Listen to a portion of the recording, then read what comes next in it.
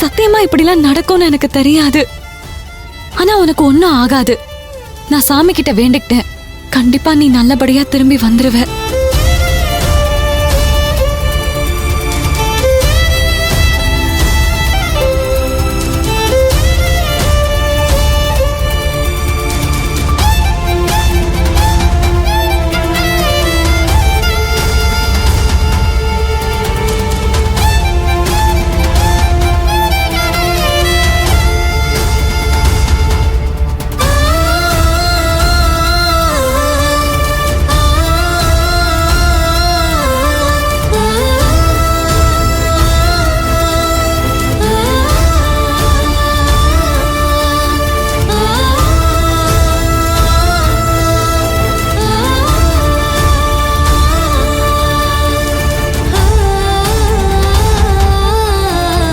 இங்க பாருமா, இப்ப கூட இது கனவா நிஜமான்னு என்னால நம்ப முடியலம்மா.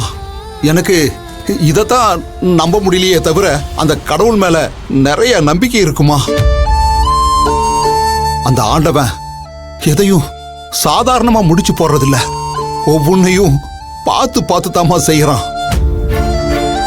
என் பிள்ளைய நீ வந்து பார்த்தா நல்லா இருக்குமேன்னு இப்பதான் என் மனசுல தோணுச்சு. இதா அது நடந்துருச்சே.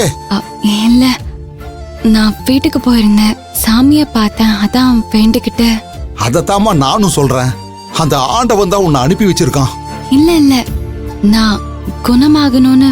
பரவாயில்லம்மா, நீ சொல்ற காரணம் எதுவா வேணாலும் இருக்கலாம்.